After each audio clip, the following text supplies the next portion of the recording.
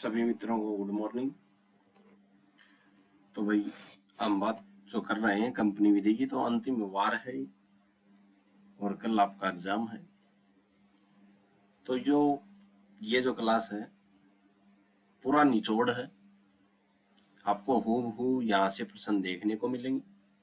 ज्यादा समय न लेते हुए आइए हम सीधा टॉपिक पे बात करते हैं। कंपनी विधि, सीधा टॉपिक के ऊपर चर्चा करते हैं।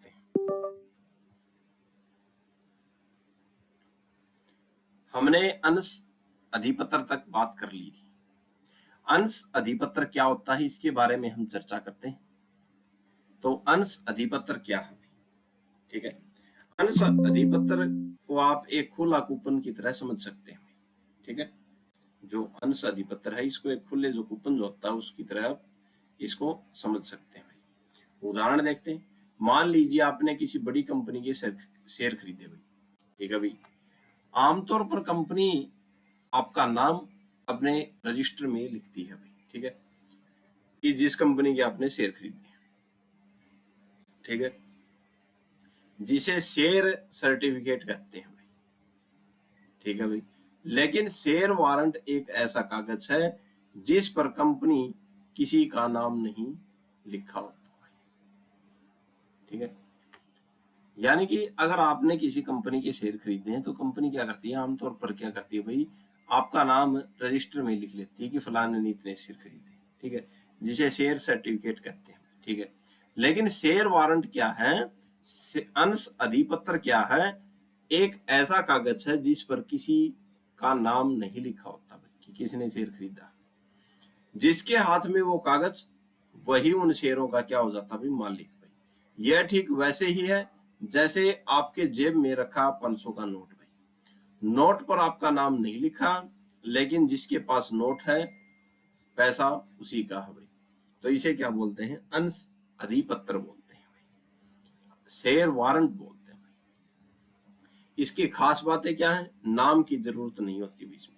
शेयर वारंट पर मालिक का नाम नहीं होता, इसे बस एक हाथ से दूसरे हाथ में देने मात्र से ही मालिकाना हक क्या हो जाता है भाई, बदल जाता है भाई, ठीक है। सिर्फ पब्लिक कंपनी में, ठीक है, इसे सिर्फ बड़ी पब्लिक कंपनियां ही जारी करती हैं भाई, किसे, शेयर वारंट को भी। प्राइवेट कंपनी को इसे जारी करने की इजाजत नहीं होती भाई। पूरी पेमेंट जरूरी भाई। शेयर वारंट तभी जारी किया जाता है जब आपने शेयर का पूरा पैसा कंपनी को दे दिया हो, ठीक है। फिर लाभांश कैसे मिलता है इसमें, डिविडेंड कैसे मिलता है इसमें, क्योंकि कंपनी को पता ही नहीं होता कि अभी यह कागज किसके पास है, इसलिए शेयर वारंट के साथ कुछ कूपन जुड़े होते हैं। जिसे फायदा चाहिए वो कूपन काटकर कंपनी को देता है और अपना पैसा ले लेता है, ठीक है भाई। अगर आपको अपना शेयर किसी को बेचना है और आपके पास शेयर वारंट यानी कि अंश अधिपत्र है, तो आपको कोई कागजी कार्रवाई या ट्रांसफर फॉर्म भरने की जरूरत नहीं है। बस वो कागज सामने वाले को क्या कर दो भाई, थमा दो, आपका सौदा पूरा हो गया, ठीक है। ये था अंश अधिपत्र। आगे हम बात करते हैं अंशों का वारेषण क्या होता है, ठीक है। अंशों का वारेषण को आप कानूनी मजबूरी वाला ट्रांसफर कह सकते हैं, ठीक है। तो अंशों का पारेषण क्या है, कानूनी मजबूरी वाला ट्रांसफर है, कानून के हिसाब से मजबूरी वाला ट्रांसफर, ठीक है। आसान शब्दों में देखते हैं। आमतौर पर जब हम अपनी मर्जी से शेयर किसी को बेचते हैं तो उसे अंशों का हस्तांतरण कहते हैं, ठीक है भाई। लेकिन जब शेयर का मालिक खुद उसे ट्रांसफर करने की हालत में नहीं होता, ठीक है, जैसे उसकी मृत्यु हो गई या वह दिवालिया होगा, तो वो खुद हालत में नहीं है शेयर को ट्रांसफर करे, तब क्या होगा, तब कानून के दखल से जो ट्रांसफर होता है उसे ही क्या कहते हैं भाई, पारेषण कहते हैं भाई। अब बात आई समझ में, ठीक है।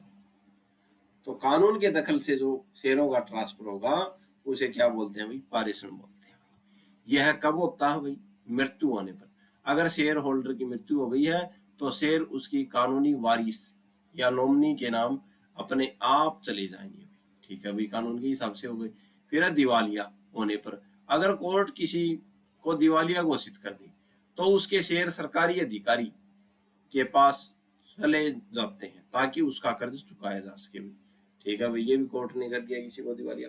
फिर अब मानसिक संतुलन खोने पर, अगर कोई व्यक्ति पागल घोषित हो जाए तो कानून उसके द्वारा नियुक्त प्रतिनिधि को शेयर सौंप देता है। ठीक है, इसको बोलते हैं अंशों का पारेषण। ठीक है, यानी कि कानून के हिसाब से क्या करना, शेयरों का ट्रांसफर। जब शेयर मालिक की मर्जी के बिना कानून के नियम के तहत उसके वारिस या प्रतिनिधि को मिल जाते हैं तो उसे क्या कहते हैं, पारेषण कहते हैं। ठीक है, हमने देखा एक अंश अधिपत्र और दूसरा देखा पारेषण क्या होता है। आगे बात करते हैं, अंशों के अव्ययपूर्ण से आप क्या समझते हैं भाई। ठीक है, यानी कि जो शेयर जो है उनका सरेंडर कर दिया जाता है, यानी कि अव्ययपूर्ण से आप क्या समझते हैं। अंशों के अव्ययपूर्ण से आप क्या समझते हैं। अंशों का अव्ययपूर्ण यानी कि सरेंडर ऑफ शेयर। ठीक है, यानी कि सरेंडर कर दिए भाई शेयर का सीधा सा मतलब है अपनी मर्जी से अपने शेयर कंपनी को वापस लौटा देना भाई। ठीक है, तो अंशों के अव्ययपूर्ण से सीधा सा मतलब है अपनी मर्जी से अपने शेयरों को कंपनी को वापस लौटा देना। मान लीजिए आपने किसी कंपनी के शेयर खरीद लिए भाई, लेकिन अब आप उन शेयरों को अगली किस्त चुकाने की हालत में नहीं है।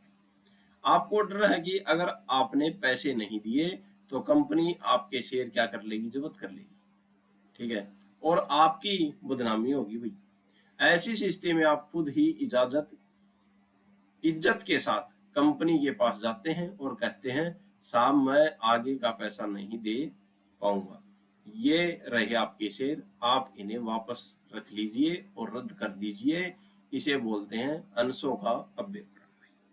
ठीक है, इसे ही क्या करते हैं भाई, अव्ययपूर्ण या सरेंडर करना। ठीक है, अब इनकी मुख्य बातें क्या, स्वेच्छा यानी कि मर्जी होती है भाई इसमें। यह पूरी तरह से अंशधारी की अपनी मर्जी होती है, कंपनी जबरदस्ती नहीं करती भाई इसमें। रद्द करना, जब आप शेयर वापस करते हैं तो कंपनी उन शेयरों को रद्द कर देती है। अधिकारों का अंत, जैसे ही आप शेयर सरेंडर करते हैं कंपनी के रजिस्टर से आपका नाम हटा दिया जाता है और आप उस कंपनी के मालिक नहीं रहते भाई। ठीक है भाई, कंपनी की अनुमति, शेयर सरेंडर तभी मान्य होता है जब कंपनी के आर्टिकल ऑफ एसोसिएशन AOA में इसकी अनुमति दी गई हो। ठीक है, यानी कि शेयरों की अनुमति दी गई हो कंपनी के, यानी कि आर्टिकल ऑफ एसोसिएशन में कि आप शेयर सरेंडर वापस कर सकते हैं, तभी क्या है, कंपनी की अनुमति मान्य है भाई। जब्ती और अव्ययपूर्ण, छोटा सा फर्क है भाई इनमें। जब्ती कंपनी द्वारा की जाती है, जबरदस्ती शेयरों की जब्ती, शेयर छीन लेती है क्योंकि आपने पैसे नहीं चुकाए, यह सजा की तरह होती है। लेकिन अव्ययपूर्ण आप खुद क्या कहते हैं कंपनी को जाके कि आप अपने शेयर रख लो। ठीक है, आगे बात करते हैं। आगे अंशों की जब्ती एवं अव्ययपूर्ण में अंतर स्पष्ट कीजिए, यही प्रश्न आ गया भाई, और यह प्रश्न आपको देखने को मिलेगा पक्का। अंशों की जब्ती और अव्ययपूर्ण के बीच अंतर ऐसा है कि जैसे स्कूल से निकाले जाने और खुद टीसी काट कर चले जाने के में होता है भाई। ठीक है,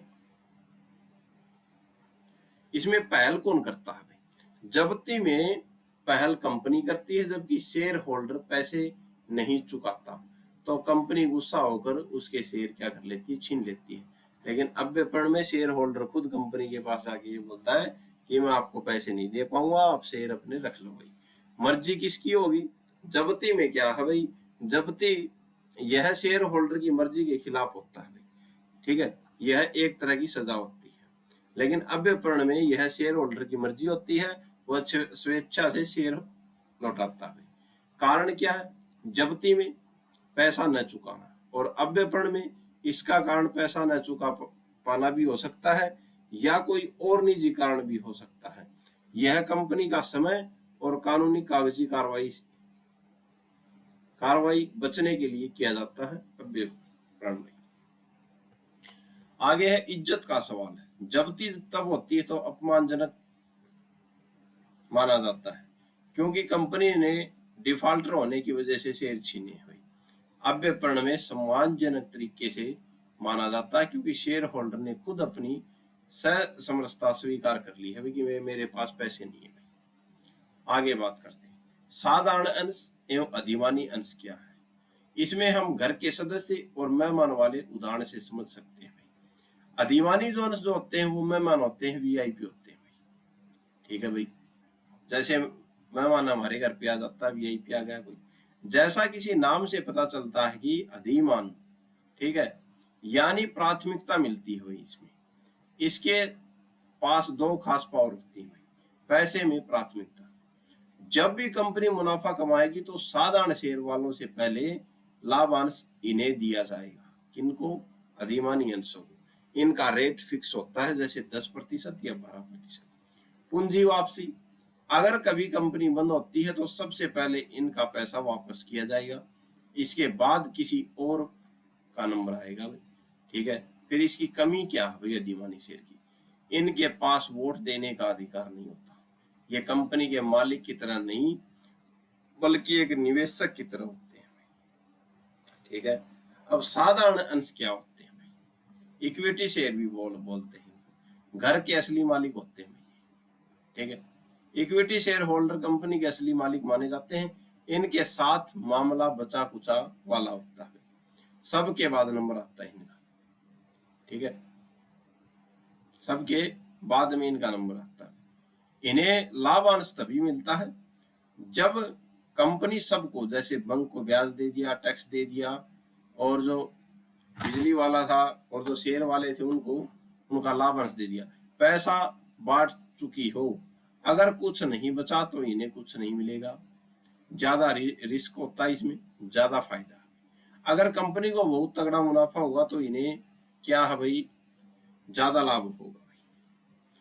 ठीक है, और अगर फायदा नहीं हुआ तो रिस्क भी है इनका। असली पावर यानी कि वोटिंग। इनके पास कंपनी के फैसलों में वोटिंग देने का अधिकार होता है। ये तय करते हैं कि कंपनी कैसे चलेगी भाई। ठीक है, आगे बात करते हैं। अगला प्रश्न है हमारा ऋण पत्र। ऋण पत्र किसे कहते हैं? ठीक है, तो कंपनी द्वारा लिया गया एक सरकारी उधार का पुर्जा कह सकते हैं इसे। ठीक है, आसान भाषा में हम बात करते हैं, जब किसी कंपनी को बिजनेस चलाने के लिए बहुत सारे पैसों की जरूरत होती है तो वह बैंक जाने के बजाय जनता से उधार लेती है। जनता को बोलती है कि आप हमें उधार दो। ठीक है, जो व्यक्ति कंपनी को उधार देता है उसे कंपनी का एक कागज का टुकड़ा देते हैं जिस पर लिखा होता है, ठीक है, जिस पर लिखा होता है, क्या लिखा होता है? हमने आपसे इतना पैसा उधार लिया है, हम इस पर इतना ब्याज देंगे आपको और इतने समय बाद आपका पैसा वापस देंगे। इसी कागज के टुकड़े को ऋण पत्र कहते हैं भाई। ये कंपनी देती है जिससे ऋण लिया जाता है भाई। ठीक है, इसे एक उदाहरण से समझ लीजिए। मान लीजिए आपकी कंपनी को 1 लाख रुपए चाहिए, आपने 1000 रुपए के 100 ऋण पत्र जारी किए भाई। 100 ऋण पत्र जारी कर दिए 1000 की। मैंने 100 रुपए देकर एक ऋण पत्र खरीद लिया भाई, 1000 रुपए देकर एक ऋण पत्र खरीद लिया। अब मैं कंपनी का मालिक नहीं बल्कि क्या हूं? लेनदार हूं भाई। ठीक है, कंपनी मुझे हर साल तय ब्याज देगी, चाहे उसे मुनाफा हो या घाटा भाई।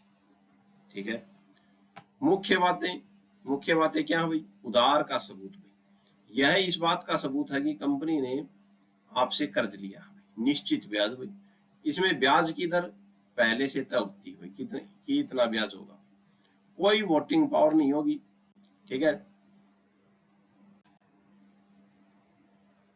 क्योंकि ऋण पत्र लेने वाला व्यक्ति लेनदार होता है, मालिक नहीं, इसलिए उसे कंपनी के कामों में वोट देने का हक नहीं होगा भाई। ठीक है, आगे बात करते हैं भाई। सुरक्षा भाई, कभी कभी कंपनी अपनी प्रॉपर्टी, जमीन, बिल्डिंग गिरवी रखकर ऋण पत्र जारी करती है भाई। अगर कंपनी पैसा न लौटा पाए तो संपत्ति बेचकर पैसा वसूल किया जाता है भाई। ठीक है, अब कानूनी बात करते हैं हम। तो धारा 2 की उपधारा 30, ठीक है, जैसे कि आपने धारा 2 की उपधारा 30 की बात हो रही है, जैसे कि आपने अपनी किताब में पढ़ा, धारा 2 की उपधारा 30 बस इतना कहती है कि डिबेंचर में स्टॉक, बॉन्ड और कोई भी ऐसा कागज शामिल है जो ऋण का सबूत देता है भाई। ठीक है, यानी कि डिबेंचर में स्टॉक, बॉन्ड हो कोई, या कोई भी ऐसा कागज शामिल जो ऋण का सबूत देता है। बस याद रखिए कि आरबीआई द्वारा बताए गए कुछ खास कागजों को इसमें शामिल नहीं किया गया। निष्कर्ष की बात करें, ऋण पत्र कंपनी की मोहर लगा हुआ एक ऐसा सर्टिफिकेट है जो यह बताता है कि कंपनी ने जनता से उधार लिया है और वह उस पर ब्याज देगी भाई। ठीक है, आगे बात करते हैं। ऋण पत्र के सामान्य लक्षणों की विवेचना कीजिए तथा ऋण पत्र धारकों के उपचारों का वर्णन कीजिए। ऋण पत्र के लक्षण क्या है और उपचार क्या है भाई, जो धारक जो है उनके। ठीक है, कंपनी द्वारा लिए गए लोन की रसीद मानिए भाई इसको, ऋण पत्र को। कंपनी की मोहर होती है भाई इस पे, कर्ज का सबूत हो गया भाई ये। अब ब्याज होगा कि कंपनी कितना ब्याज देगी। वापसी का समय लिख दिया कंपनी ने कि 5 या 10 साल में आपको पैसे वापस कर देंगे। गिरवी या सुरक्षा, ठीक है, ज्यादातर ऋण पत्र सिक्योर्ड होते हैं भाई, यानी कंपनी अपनी कोई संपत्ति जैसे बिल्डिंग या मशीनरी इनके नाम गिरवी रखती है भाई। ठीक है भाई, फिर लेनदार मालिक नहीं होता। ठीक है, तो उसे वोट देने का अधिकार नहीं होता जो लेनदार, उसको। पहली बात तो कंपनी की मोहर लगी होती है इस पे। बात नंबर 2, कर्ज का सबूत है कि कंपनी ने आपसे कर्ज लिया है। बात नंबर 3, ब्याज फिक्स होता है कि इतना ब्याज कंपनी आपको देगी, इस % पे देगी। वापसी का समय कि इतने समय में आपको आपकी राशि लौटा दी जाएगी। गिरवी या सुरक्षा, कंपनी का सामान आपके पास, कंपनी ने जो आपको ऋण पत्र दिया है वो आपके लिए क्या है, सिक्योर्ड है। ठीक है, कि कंपनी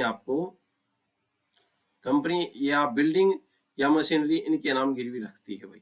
ठीक है, इसलिए सिक्योर्ड है भाई। तो लेनदार या मालिक, लेनदार मालिक नहीं है, तो इसमें जो लेनदार जो है वो मालिक नहीं है, वो क्या है, लेनदार है। कंपनी को उसने पैसा दे रखा है। ठीक है, आगे बात करते हैं भाई। आगे है उपचार की। भाग नंबर 2, ऋण पत्र धारकों के उपचार भाई। अगर कंपनी ऋण पत्र धारकों का पैसा या ब्याज न चुकाए तो उनके पास क्या क्या कानूनी रास्ते हैं भाई। ठीक है, किनके पास, लेनदारों के पास। मुकदमा करना, वो सीधे कंपनी के खिलाफ क्या कर सकते हैं, केस कर सकते हैं भाई। संपत्ति बेचना, ठीक है, अगर ऋण पत्र किसी संपत्ति को गिरवी रख के जारी किया गया है तो धारक क्या कर देंगे, वो संपत्ति बेच देंगे, या कोई मशीन हो या कंपनी की जमीन हो। रिसीवर की नियुक्ति, अगर संपत्ति गिरवी है तो कोर्ट से कहकर एक रिसीवर नियुक्त कराया जा सकता है जो उस संपत्ति का कब्जा लेकर उससे होने वाली कमाई से आपका क्या करेगा, कर्ज चुकाएगा। फिर कंपनी बंद करवाना, ठीक है, कंपनी क्या करवा देते हैं भाई, बंद करवा देते हैं लेनदार। ठीक है, मेरी पेमेंट की जाए। ठीक है, फिर है ट्रस्टी की मदद। आमतौर पर ऋण पत्रों के लिए डिबेंचर ट्रस्टी होते हैं भाई। धारक उन ट्रस्टियों के जरिए भी कानूनी कार्रवाई करवा सकते हैं भाई। ऋण पत्र कंपनी द्वारा लिया गया उधार है। अगर कंपनी धोखा दे या पैसा न चुकाए तो ऋण पत्र धारक के पास कंपनी की संपत्ति बिकवाने से लेकर कंपनी को बंद करवाने तक का कानूनी अधिकार होता है। आगे बात करते हैं। अगला प्रश्न है हमारा, लाभांश क्या है। ठीक है, तो सीधा इसमें लिखा है लाभ प्लस अंश, लाभांश यानी लाभ का हिस्सा भाई। ठीक है, जो लाभ हुआ है उसका हिस्सा भाई। आसान बात करते हैं, मान लीजिए आपने अपने किसी दोस्त के बिजनेस में कुछ पैसा लगाए भाई, लगा दिए भाई। साल के अंत में दोस्त को खूब मुनाफा होगा भाई। ठीक है भाई, मुनाफा हो गया। उस मुनाफे से में से जो हिस्सा वह है आपको आपकी मेहनत या निवेश के बदले देता है, वह क्या है, लाभांश है।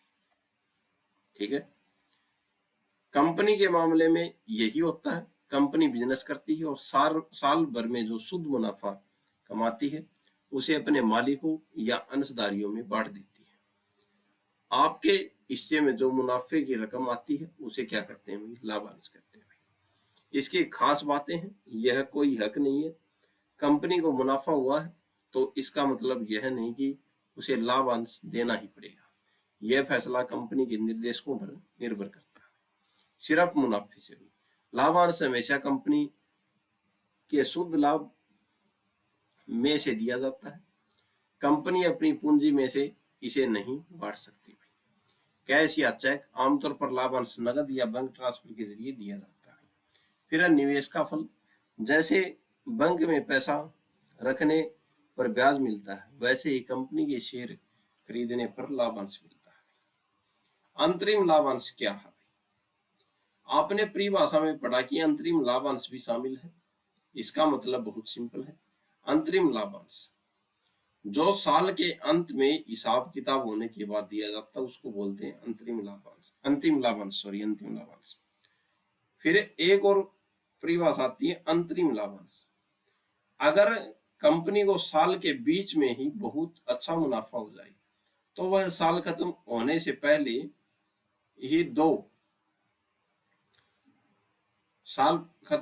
पहले ही जो लाभांश बांट देती है उसे क्या कहते हैं भाई?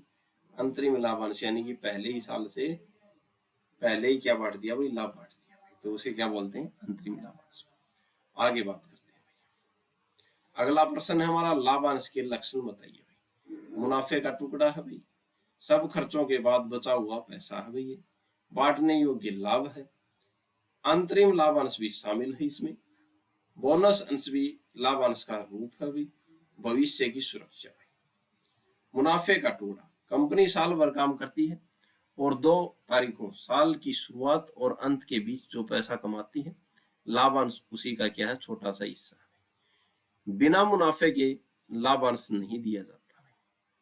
सब खर्चों के बाद बचा हुआ पैसा, जैसे घर में सैलरी आने पर पहले बिजली का बिल, राशन और उधारी चुकाई जाती है, वैसे ही कंपनी भी पहले अपने सारे टैक्स, खर्च और देनदारियां चुकाती है। सब कुछ काटने के बाद जो शुद्ध बचत बचती है, लाभांश उसी में से निकलता है। ठीक है। बांटने योग्य लाभ, जरूरी नहीं कि कंपनी सारा मुनाफा बांट दे। कंपनी कुछ पैसा अपने पास भविष्य के लिए रख लेती है और जो पैसा निर्देशकों ने तय किया है कि इसे अंशधारियों में देना है, वही लाभांश बनता है।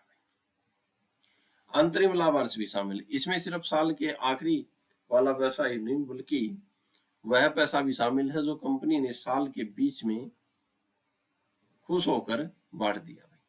बोनस अंश भी लाभांश का रूप है भाई। कभी कभी कंपनी नगद पैसा न देकर अपने अंशधारियों को फ्री में नए शेयर दे देती है भाई। ठीक है, पैसे नहीं देकर क्या दे दिया? फ्री में शेयर दे दिए भाई। इसे बोनस अंश कहते हैं और इसे भी लाभांश का ही एक रूप माना जाता है। ठीक है। भविष्य की सुरक्षा, लाभांश बांटने का एक बड़ा मकसद यह भी होता है कि कंपनी की मार्केट में साख बनी रहे, जिससे भविष्य में कंपनी और तरक्की कर सके और नए निवेशक कंपनी से जुड़ सके। आगे बात करते हैं, कंपनी के निर्देशक कौन होते हैं? वही बात ये आ गई भाई। तो निर्देशक को आप कंपनी का दिमाग और हाथ पैर कह सकते हैं भाई। आसान बात करते हैं, जैसे कि आपने पढ़ा कंपनी एक कृत्रिम व्यक्ति है। ठीक है भाई, कृत्रिम व्यक्ति है, यानी कानून की नजर में तो वह जिंदा है, लेकिन उसके पास न तो अपना दिमाग है सोचने के लिए और न ही हाथ पैर है काम करने के लिए। इसलिए कंपनी को चलाने के लिए असली इंसानों की जरूरत पड़ती है, जो लोग कंपनी की तरफ से फैसला लेते हैं और उसके कामकाज को संभालते हैं, उन्हें क्या कहते हैं? वही निर्देशक कहते हैं। और जब ये सारे निर्देशक एक साथ मिलते हैं तो उन्हें निर्देशक मंडल कहते हैं, बोर्ड ऑफ डायरेक्टर्स कहा जाता है। ठीक है। निर्देशकों की संख्या याद रखना आसान है।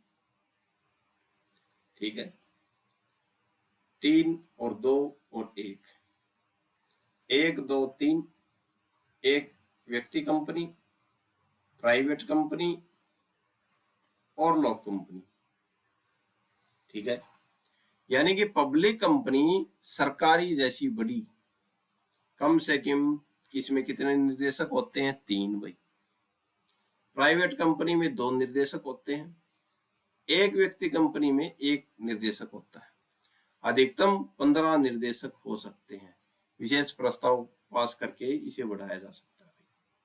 निवासी निर्देशक भाई, कंपनी में कम से कम एक ऐसा व्यक्ति होना चाहिए जो पिछले साल भारत में कम से कम 182 दिन रहा हो, यानी कम से कम एक बंदा देशी होना जरूरी है ताकि कानून उस पर नजर रख सके।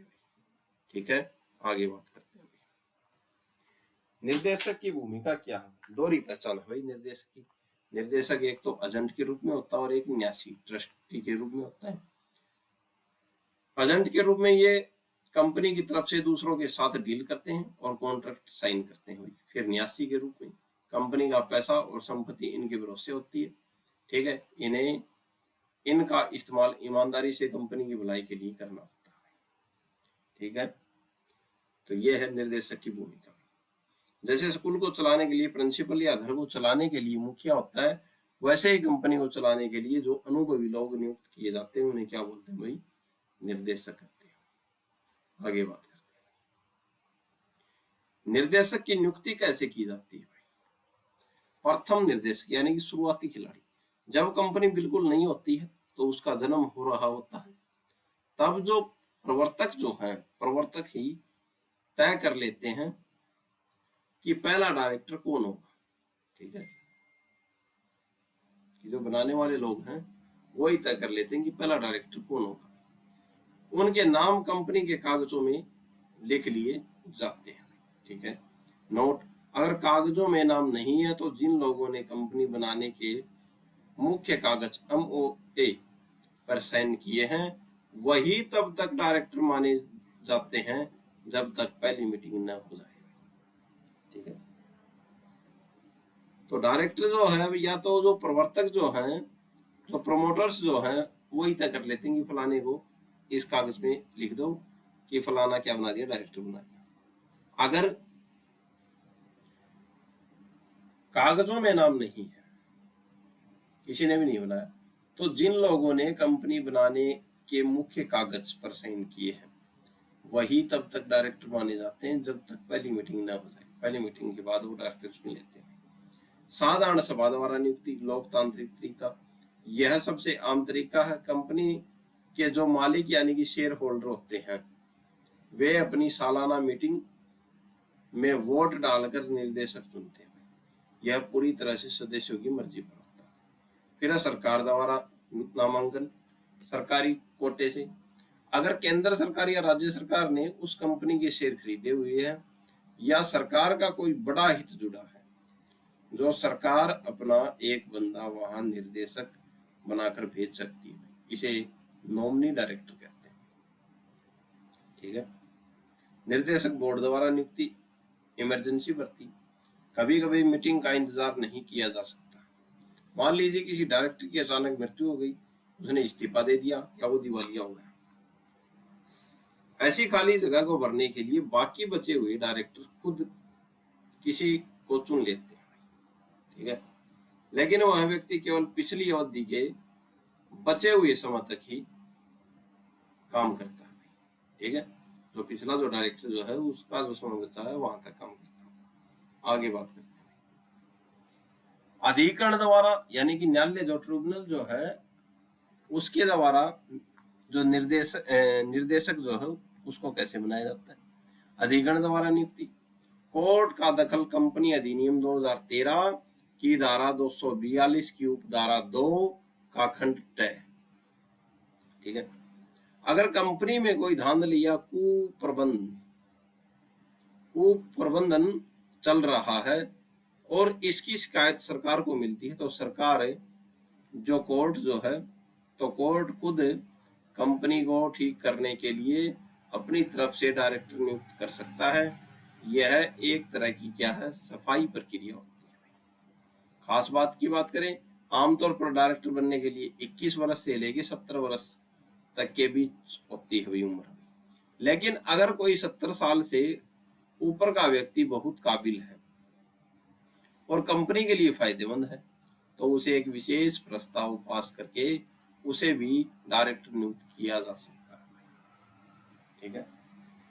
तो 21 से लेके 17 वर्ष की उम्र होनी चाहिए डायरेक्टर बनने की। निर्देशक की नियुक्ति शेयर होल्डर्स, प्रमोटर्स, बाकी डायरेक्टर्स, सरकार या जरूरत पड़ने पर कोर्ट, इनमें से किसी के द्वारा भी की जा सकती है। बस हालात और कानून की धाराएं अलग अलग होती हैं।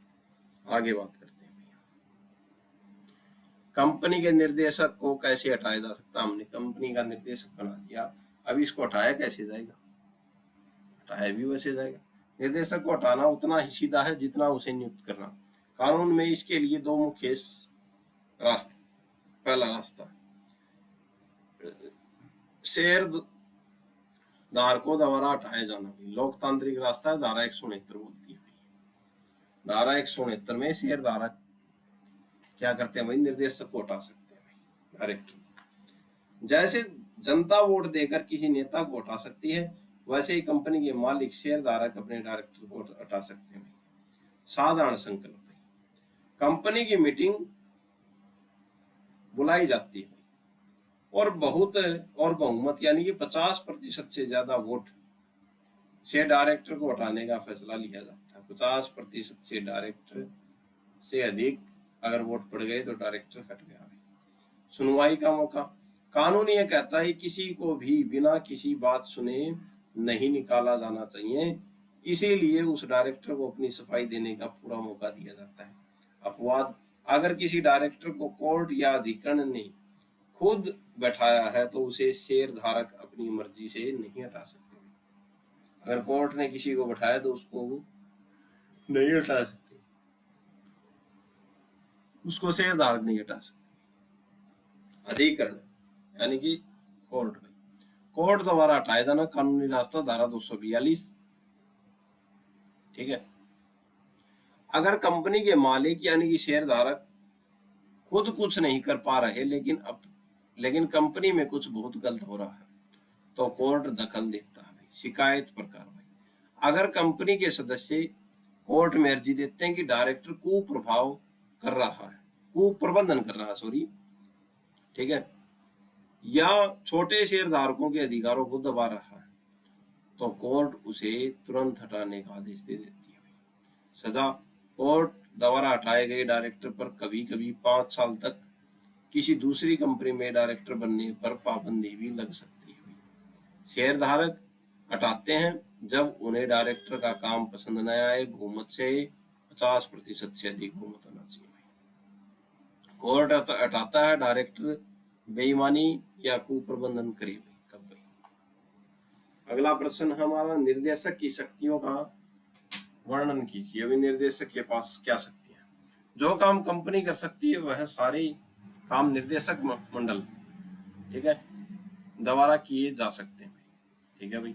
कौन कौन से काम है? कंपनी चलाने की शक्ति किसकी होती है भाई? निर्देशकों की होती है। पूरी की पूरी पावर बिजनेस करना निर्देशकों का काम है। शेयरों से जुड़ी शक्तियां भाई क्या होती हैं भाई? शेयर बांटना, ठीक है, किसे कितने शेयर देना है ये निर्देशक तय करता है भाई। प्रीमियम और बट्टा भाई, शेयर को उसकी असली कीमत से महंगा या सस्ता बेचना, ये किसका काम है? निर्देशकों का काम है। ठीक है भाई। पैसे मांगना, अगर शेयर का पूरा पैसा नहीं मिलता तो बाकी पैसा शेयर होल्डर से मांगना, ये भी निर्देशकों का काम है। जब्ती भाई, अगर कोई शेयर होल्डर बार बार मांगने पर पैसा नहीं दे तो उसकी शेयरों की जब्ती कर लो, ये किसका काम है? निर्देशक का काम है। पैसे का लेन देन और निवेश भाई, उधार लेना, ये किसका काम है? शेयर जो निर्देशक है उसका काम है। निवेश करना, ठीक है, कंपनी के पास जो फालतू पैसा पड़ा है उसे दूसरी कंपनियों के शेयर या बॉन्ड्स में लगाना, ये किसका काम है? निर्देशक का भी। फिर ऋण देना, जरूरत पड़ने पर दूसरी कंपनियों को पैसा उधार देना, यह भी निर्देशक का काम है। कॉन्ट्रैक्ट और कानूनी मामले, यानी कि करार करना कंपनी की तरफ से और केस लड़ना, यह भी किसका काम है? निर्देशक का काम है। नियुक्ति की शक्तियां, अगर अचानक कोई जगह खाली हो जाए, जैसे किसी डायरेक्टर की मौत या इस्तीफा, तो मीटिंग होने तक बोर्ड खुद किसी को नया डायरेक्टर बना सकता है। ठीक है। हिसाब किताब की जांच, निर्देशकों के पास यह पावर होती है कि वे कंपनी की अकाउंट बुक, खाता बही जो वो जब चाहे चेक कर सकते हैं। ठीक है, आगे बात करते हैं। अगला प्रश्न है हमारे, निर्देशकों की कर्तव्यों का उल्लेख कीजिए। कर्तव्य क्या है इसकी? निदेशक की शक्तियों के बाद अब उनके कर्तव्यों को समझना बहुत जरूरी है। ठीक है, सामान्य और नैतिक कर्तव्य, ईमानदारी और विश्वास। ठीक है, ये कंपनी में जो काम करेगा ईमानदारी से करेगा और विश्वास से करेगा ताकि कंपनी को फायदा हो। ठीक है, अपने निजी फायदे के लिए काम नहीं करेगा। ठीक है भाई, पहली बात। दूसरा, सावधानी और समझदारी।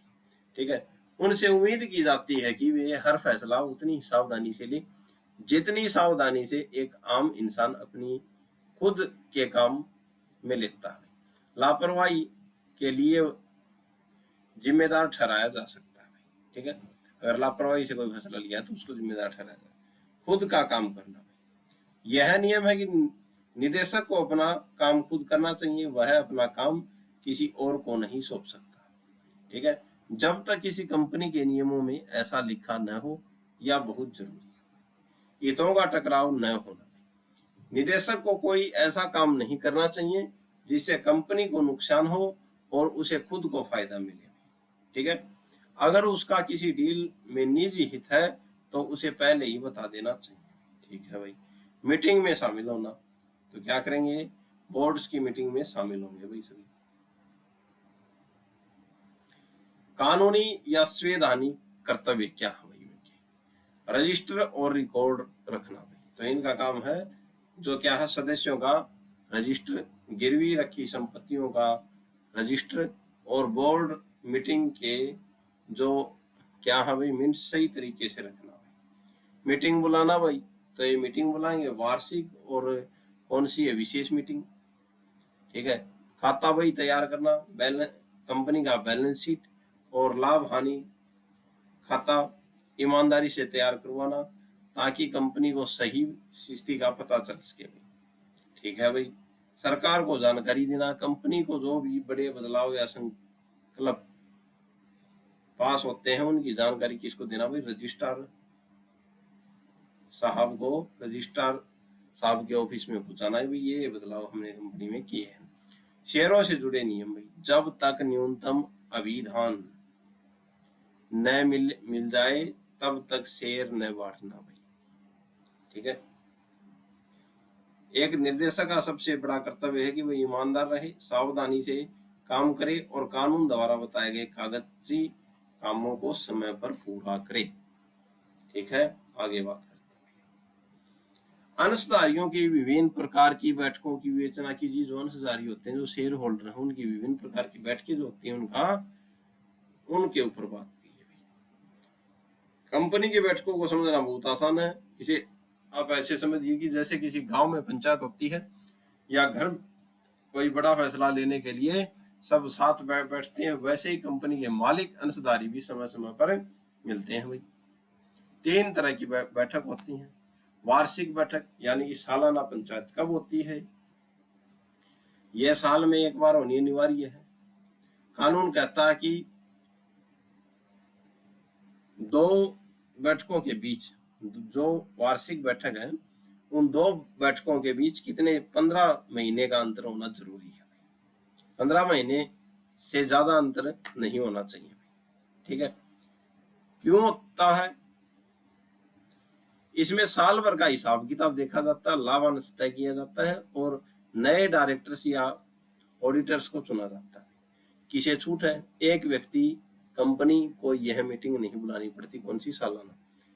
ठीक है, अगर एक व्यक्ति कंपनी है तो उसको सालाना मीटिंग नहीं बुलानी पड़ती। असामान्य साधारण बैठक यानी कि इमरजेंसी मीटिंग कब बुलाई जाती है, तो हमने पहले भी देखा था, कंपनी में कोई ऐसा काम आ जाए जिसे तुरंत सुलझाना जरूरी है। क्यों होती है, अचानक किसी डायरेक्टर को हटाना, कंपनी का नाम बदलना, साल खत्म होने का इंतजार नहीं किया जाता बल्कि बीच में ही इमरजेंसी मीटिंग बुलाई जाती है। कहाँ होती है, संशोधन के बाद अब यह जरूरी है कि भारत में ही किसी स्थान पर हो, सिवाय विदेशी कंपनियों की सहायक कंपनियों की। ठीक है, आगे बात है हमारे पास वर्ग बैठक। ठीक है, यह खास ग्रुप की मीटिंग है।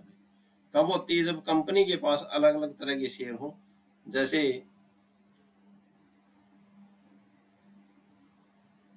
इक्विटी शेयर हो गए और अधिमानी शेयर हो गए, और किसी एक खास ग्रुप के अधिकारों में बदलाव करना हो गया। ठीक है, क्यों होती है भाई ये मीटिंग?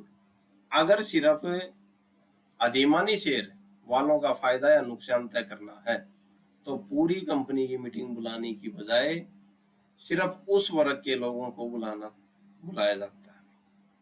ठीक है, नियम इसमें फैसला तभी माना जाता है जब उस वर्ग के कम से कम 3/4 यानी कि 75% सदस्य इसके पक्ष में वोट दें भाई। ठीक है, तब क्या माना जाता है? सही माना जाता है। कंपनी के प्रबंधन में बहुमत सिद्धांत क्या है? अपवाद सहित इसकी व्याख्या कीजिए। केस है हमारे पास फास बनाम ऑर्बिटल के नियम के नाम से जाना जाता है भाई बहुमत का सिद्धांत, जिसकी लाठी उसकी भैंस। कंपनी में बहुत सारे शेयर होल्डर होते हैं, इसीलिए हर किसी की बात मानना मुमकिन नहीं है। कानून कहता है कि अगर किसी बात पर फैसला लेना है तो जिस तरफ ज्यादा वोट यानी कि बहुमत होंगे वही बात मानी जाएगी। अगर 51% लोग किसी फैसले के पक्ष में हैं और 49% लोगों को भी उसे मानना ही पड़ेगा। अगर वो विपक्ष में है तो 49% को मानना पड़ेगा। कोर्ट का कहना कि वह कंपनी के अंदरूनी मामलों में तब तक दखल नहीं देगा जब तक कि बहुमत से काम चल रहा है। इसे ही बहुमत का शासन कहते हैं भाई। ठीक है, और इसे ही बहुमत का सिद्धांत कहते हैं। अपवाद की बात करें यानी कि जिसकी लाठी काम नहीं करती, यानी जब लाठी काम नहीं करती तब क्या होगा भाई? ठीक है, भले ही बहुमत का राज चलता, लेकिन इसका मतलब यह नहीं कि वे छोटे शेयरधारकों पर अत्याचार करें। कुछ ऐसी स्थितियां हैं जहां बहुमत की एक नहीं चलती और अल्पसंख्यक अल्पमत वाले भी कोर्ट जा सकते हैं। कौन सी स्थितियां भाई? वो आधिकारिकता कार्य। ठीक है, कंपनी अपने अधिकार क्षेत्र से बाहर जाके कार्य करती है तो वो कोर्ट जा सकते हैं शेयर होल्डर। ठीक है, यानी कंपनी के मुख्य उद्देश्यों के ही खिलाफ हो, कोई काम कंपनी के मुख्य उद्देश्य के खिलाफ हो तो छोटे शेयर होल्डर कहाँ पे जा सकते हैं? कोर्ट जा सकते हैं। कपट, अगर बहुमत वाले लोग अपनी पावर का इस्तेमाल करके कंपनी का पैसा हड़प रहे हो या अल्पसंख्यकों के साथ धोखा कर रहे हैं तो पीड़ित व्यक्ति केस कर सकता है।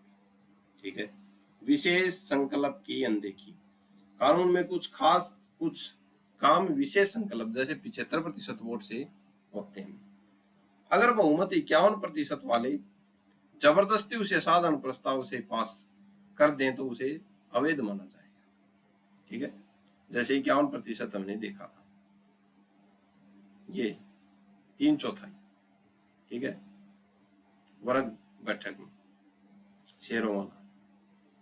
ठीक है, दोषी व्यक्ति ही कंट्रोलर हो। मान लीजिए कंपनी के डायरेक्टर ने कोई घोटाला किया है और वो ही क्या कर रहा है?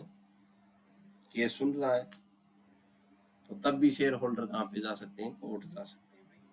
व्यक्तिगत अधिकारों का उल्लंघन, अगर शेयर होल्डर के कुछ निजी अधिकार हैं होते हैं जैसे वोट देना या लाभांश पाना, अगर उनमें कुछ गड़बड़ी हो रही है तो वो न्यायालय जा सकते हैं।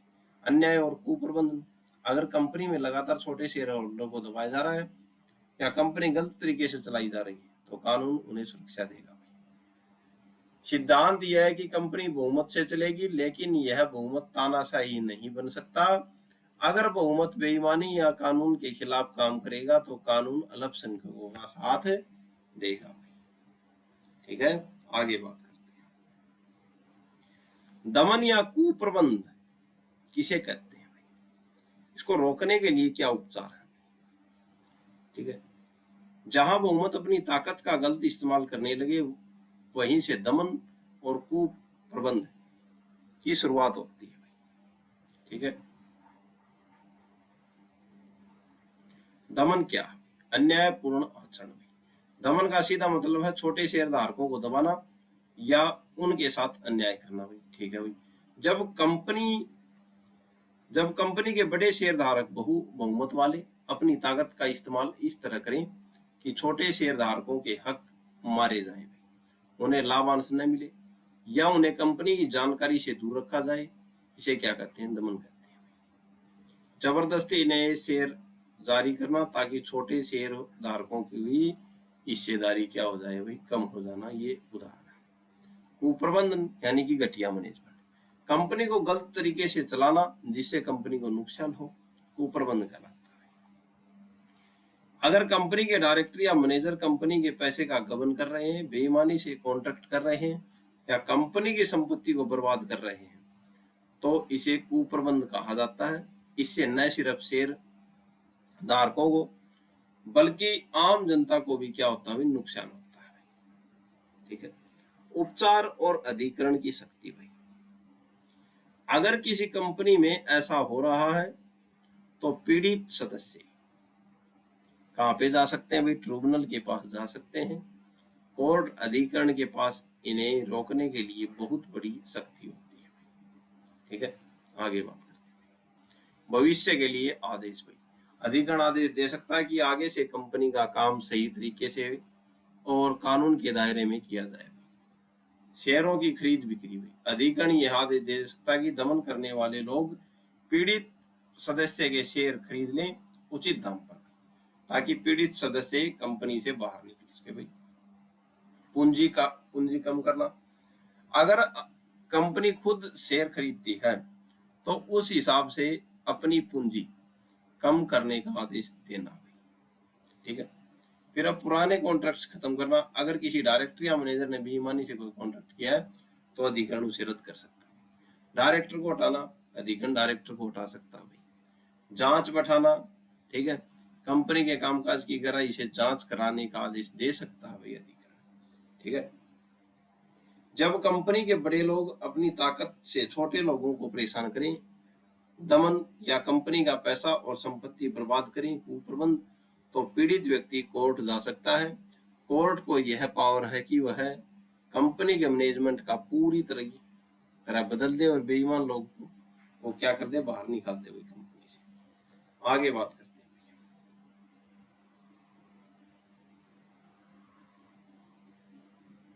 कंपनी अधिनियम 2013 के अंतर्गत कंपनी के लेखों के बारे में क्या उपबंध किया गया हुई? ठीक है, कंपनी के लेखों यानी कि अकाउंट्स को समझना बहुत जरूरी है, क्योंकि यही कागजात हैं जो बताते हैं कंपनी ईमानदारी से चल रही है या नहीं। ठीक है,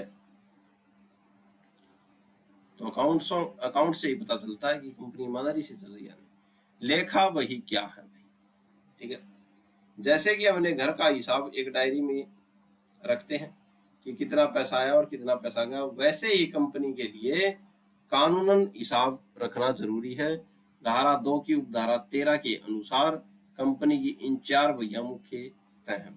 पैसे का हिसाब करना भाई, कंपनी के पास कितना पैसा आया और कितना खर्च हुआ भाई। ठीक है, भैयों में 4 बातें होती हैं भाई, कि पैसे का हिसाब, माल और सेवा, ठीक है, कि कितना सामान बिका और कितना खरीदा। फिर है संपत्ति और उधारी, संपत्ति कितनी है कंपनी के पास और उधारी कितनी है भाई। फिर है लागत, कुछ खास कंपनियों के लिए यह जरूरी है कि वे सामान बनाने के लिए आय खर्च का हिसाब अलग रखें।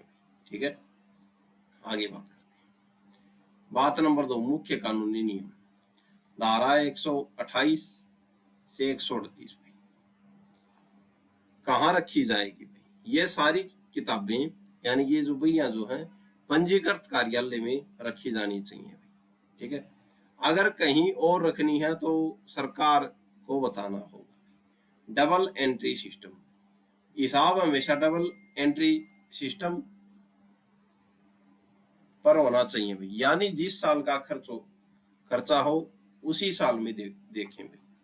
कितने समय तक संभालना है भाई इन भैयों को? कंपनी को अपनी लेखा भैया कम से कम 8 साल तक सुरक्षित रखनी है, यह जरूरी है। निरीक्षण, कंपनी का कोई भी निर्देशक इन बहियों को, इन किताबों को जब चाहे चेक कर सकता है, लेकिन याद रहे एक आम शेयर होल्डर को इन्हें चेक करने का सीधा हक नहीं है। वित्तीय विवरण भाई, धारा 129, हर साल कंपनी को अपनी बैलेंस शीट और हानि लाभ खाता बनाना पड़ता है, जो कंपनी की सच्ची और निष्पक्ष तस्वीर पेश करता है। ठीक है, ये कितनी हानि हुई, कितना लाभ हुआ, बैलेंस शीट बोलते हैं। फिर आंतरिक लेखा परीक्षण, धारा 138 में कुछ बड़ी कंपनियों के लिए यह जरूरी है कि वे अपने खातों की जांच के लिए इंटरनल ऑडिटर भी रखें। भाई अगर नियम तोड़े तो क्या होगा? तो अगर नियम तोड़ दिया भैया का, अगर कंपनी सही तरीके से हिसाब किताब नहीं रखती तो कंपनी के मैनेजिंग डायरेक्टर, एमडी, सीएफओ या इसके लिए जिम्मेदार व्यक्ति को जेल या भारी जुर्माना 50,000 से 5 लाख रुपए तक का जुर्माना हो सकता है। आगे बात करते हैं भैया, कंपनी के परिसमापन से आप क्या समझते हैं? कंपनी का परिसमापन को आप कंपनी की अंतरिम विदाई कह सकते हैं।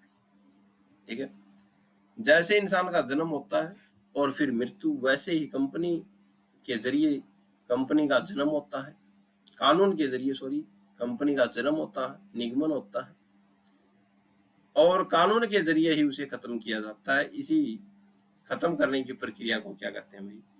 परिसमापन कहते हैं। परिसमापन वह कानूनी तरीका है जिससे कंपनी का कामकाज बंद कर दिया जाता है।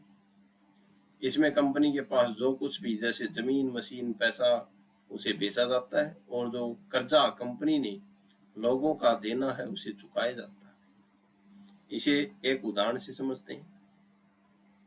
मान लीजिए एक कंपनी बंद हो रही है, तो यह काम ऐसे होगा, संपत्ति बेचना, सबसे पहले कंपनी की सारी चीजें बेची जाएंगी, कर्ज चुकाना, उस पैसे से सबसे पहले लेनदारों का पैसा लौटाया जाएगा, बाकी बचा पैसा, बाकी पैसा बांटना।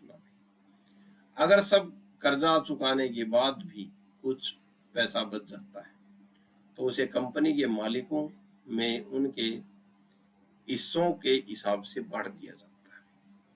मुख्य बातें, कानूनी अंत, परिसमापन के बाद कंपनी का नाम सरकारी रजिस्टर से हटा दिया जाएगा और उसका वजूद खत्म हो जाता है। परिसमापक इस पूरे काम को करने के लिए कोर्ट या कंपनी का एक व्यक्ति को नियुक्त करती है, या तो कोर्ट करने के लिए कोर्ट या कंपनी एक व्यक्ति को नियुक्त करती है जिसे परिसमापक कहते हैं। वही सारा हिसाब किताब देखता है। ठीक है, कामकाज बंद, कंपनी अब अपना बिजनेस नहीं कर सकती, वह सिर्फ अपना बोरिया बिस्तर समेटने का काम करती है।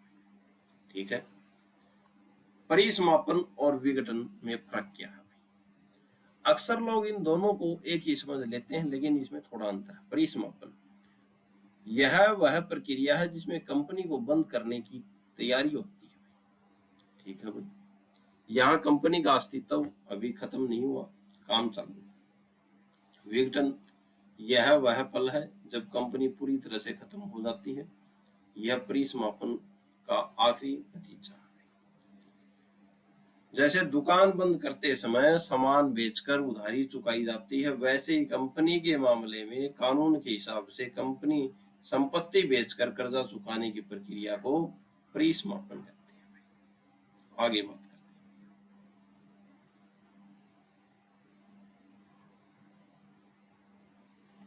हैं, एक कंपनी के अधिकरण द्वारा अनिवार्य समापन के आधार बताइए।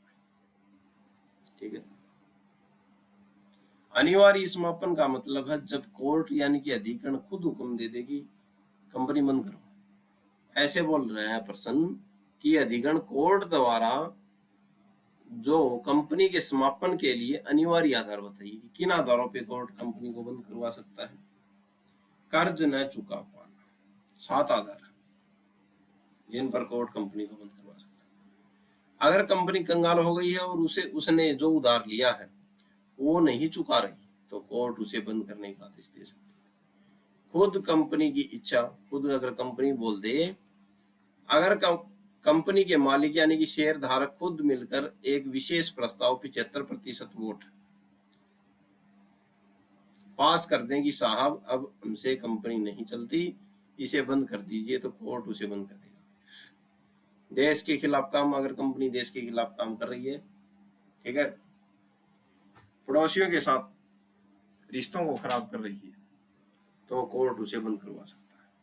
बीमार कंपनी, अगर कंपनी बहुत ज्यादा घाटे में है और उसके आधे से ज्यादा कर्जदाता जिन्होंने 50% से ज्यादा लोन दिया है, कोर्ट में अर्जी दे कि यह कंपनी अब नहीं सुधर सकती, तो उसको क्या किया जाता है, न्यायालय द्वारा बंद कर दिया जाता है। फिर धोखाधड़ी या कपट, अगर कंपनी के रजिस्ट्रार को पता चले, ठीक है, क्या पता चले, कंपनी सिर्फ लोगों को ठगने के लिए बनाई गई, कंपनी का सारा बिजनेस बेईमानी से चल रहा है, कंपनी के मालिक धोखाधड़ी के दोषी हैं, तो कोर्ट ऐसे कंपनी को बंद कर देता है। कागजी कार्रवाई में चूक, अगर कोई कंपनी लगातार 5 साल तक अपना हिसाब किताब या सालाना रिपोर्ट रजिस्ट्रार के पास जमा नहीं करती, तो माना जाता है कि कंपनी सिर्फ कागजों पर है और उसे बंद कर दिया जाए। न्याय संगत और उचित आधार, यह कोर्ट की अपनी पावर है। अगर ऊपर लिखे कारणों में से कोई कारण न भी हो, लेकिन कोर्ट को लगे कि अब कंपनी को चलते रहना इंसाफ के खिलाफ है, जैसे मालिकों के बीच भयंकर झगड़ा हो गया और कंपनी का काम ठप हो गया, तो कोर्ट न्याय के लिए उसे बंद कर सकता है।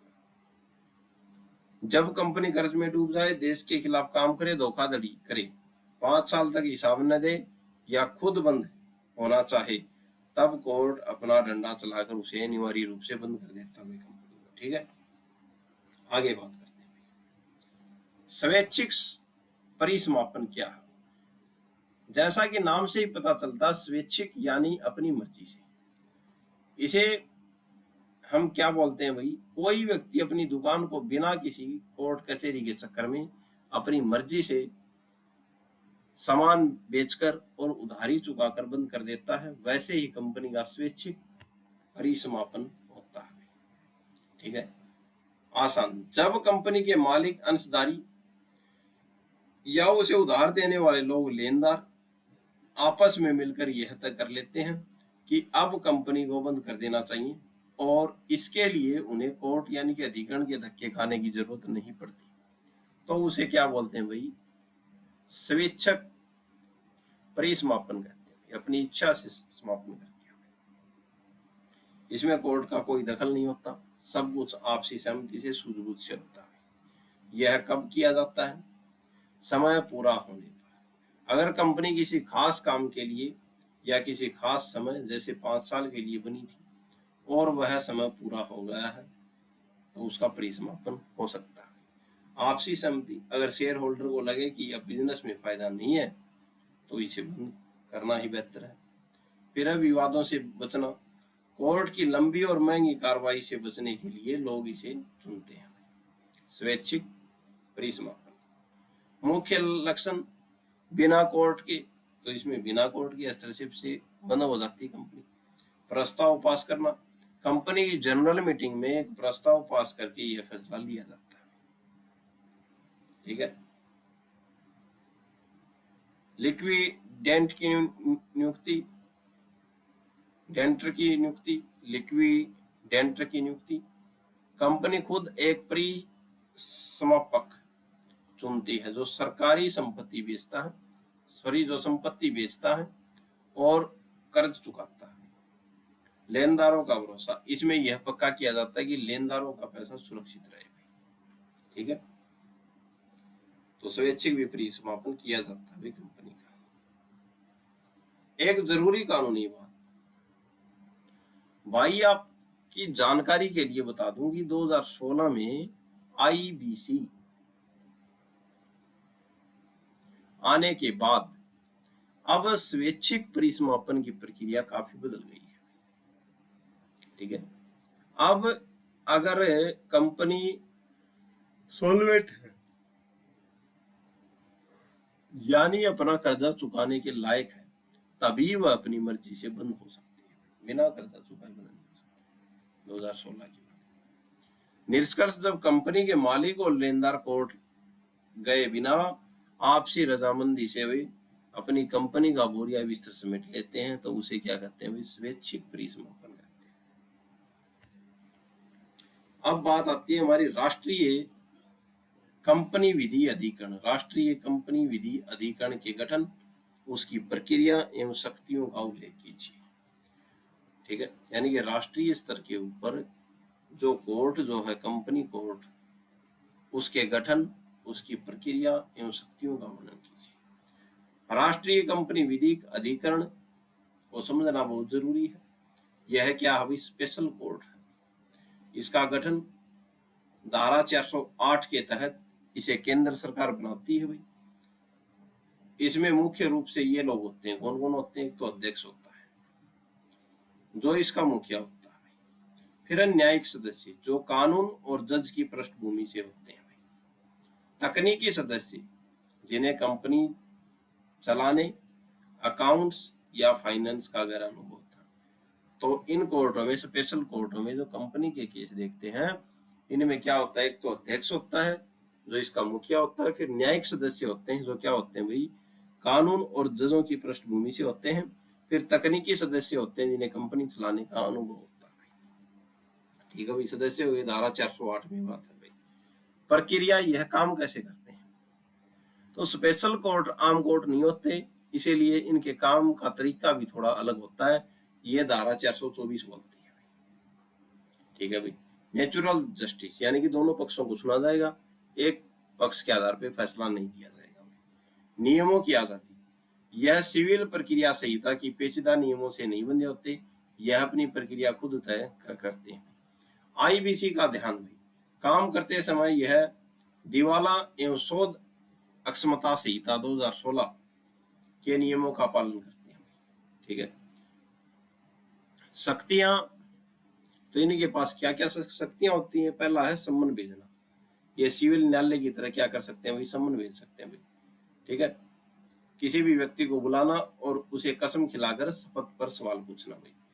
ठीक है, कागज मंगवाना, कंपनी के किसी भी दस्तावेज या फाइल को पेश करने का आदेश देना भाई। सबूत जुटाना, शपथ पत्र पर गवाही लेना भाई। कमीशन जारी करना, अगर कोई गवाह नहीं आ सकता तो उसके बयान दर्ज करने के लिए किसी को भेजना भाई। एक तरफा फैसला, अगर कोई पक्ष बार बार बुलाने पर भी नहीं आए तो उसकी अर्जी खारिज करना या एक तरफा फैसला सुनाना भाई। फिर है जांच भाई, जैसा कि आपने तेलंगाना हाईकोर्ट के केस 2024 में पढ़ा, इसे कपट की जांच करने का पूरा हक है भाई। सिविल कोर्ट पर पाबंदी भाई, यह बहुत जरूरी पॉइंट है। जिन मामलों का फैसला कौन है, जो स्पेशल कोर्ट, जो कंपनी कोर्ट कर सकता है, उन मामलों को आप किसी सिविल कोर्ट में नहीं ले जा सकते भाई। सिविल कोर्ट के हाथ ऐसे मामलों में बंधे होते हैं। ठीक है, आगे बात करते हैं।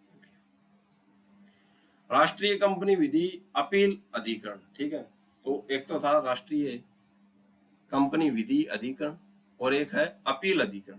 ठीक है, तो जो अपील वाला न्यायालय होता है, जो किसके खिलाफ होता है, राष्ट्रीय कंपनी विधि अधिकरण के खिलाफ, जिसमें अपील होती है, का गठन, प्रक्रिया और उनकी शक्तियों पर बात बताइए भाई।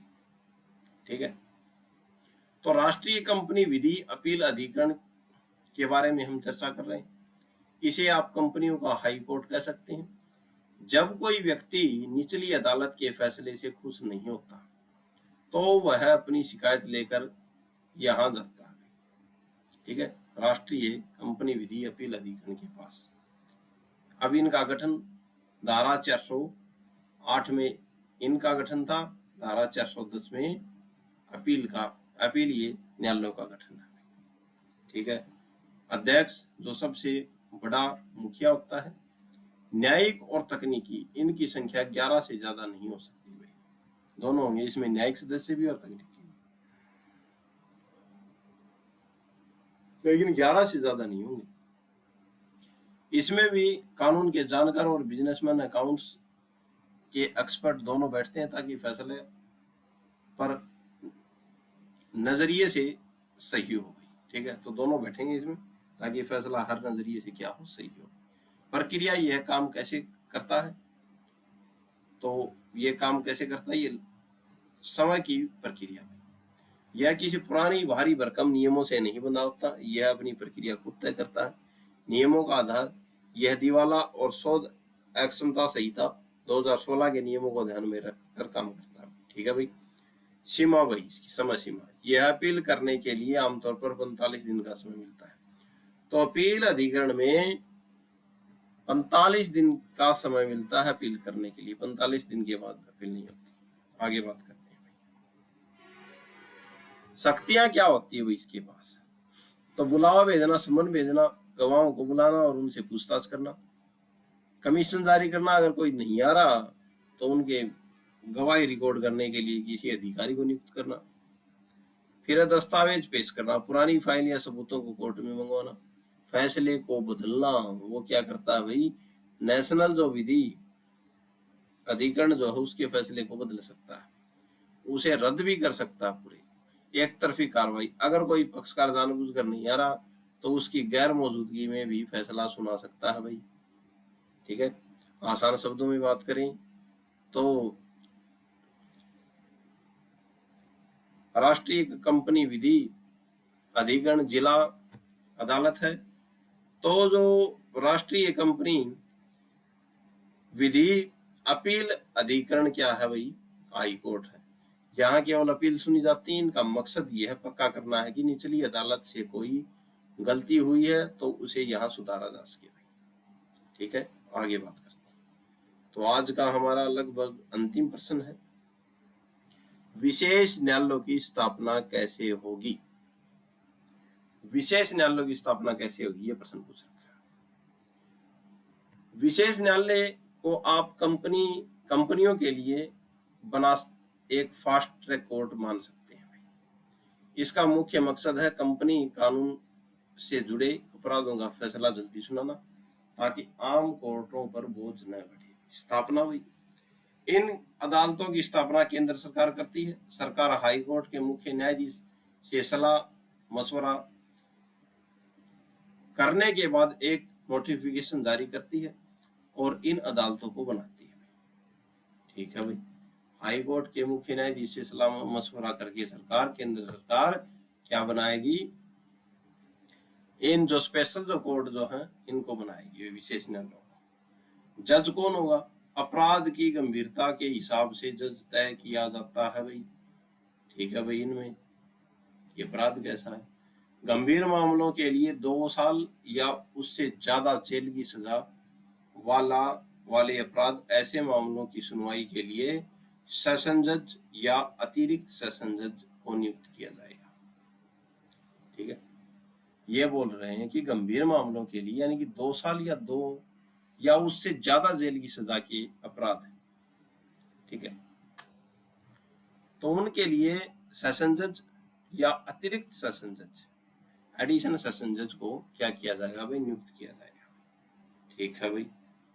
अन्य छोटे मामलों के लिए इनके लिए महानगर मजिस्ट्रेट या प्रथम श्रेणी न्यायिक मजिस्ट्रेट को जिम्मेदारी दी जाती है भाई।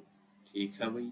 अन्य छोटे मामलों के लिए इन अदालतों का काम क्या है, इनका एकमात्र काम कंपनी अधिनियम 2013 के तहत होने वाले अपराधों जैसे धोखाधड़ी, कागजों में हेराफेरी आदि की सुनवाई करना है। इसमें 2 फायदे हैं भाई, फैसले जल्दी आते हैं। जज को अपनी कानून की गहरी समझ होती है, जिससे न्याय क्या होता है भाई, बेहतर होता है। आसान शब्दों में बात करें, जैसे ट्रैफिक नियमों के लिए अलग कोर्ट होता है, वैसे ही कंपनी के कानूनों को तोड़ने वालों को सजा देने के लिए केंद्र सरकार हाई कोर्ट की सलाह पर विशेष न्यायालय बनाती है। बड़े जुर्म के लिए बड़ा जज यानी कि सेशन जज, एडिशनल सेशन जज। ठीक है। और छोटे जुर्म के लिए मजिस्ट्रेट लेवल का जज यहाँ बैठता है, फर्स्ट क्लास मजिस्ट्रेट में। ठीक है। तो हमने हमारा काम पूरा कर दिया है। लगभग सभी प्रश्न आपको कल यहाँ से देखने को मिलेंगे। एक बार इसको देख के जरूर जाएं। आज के लिए इतना ही, धन्यवाद। वीडियो को ज्यादा से ज्यादा शेयर करें।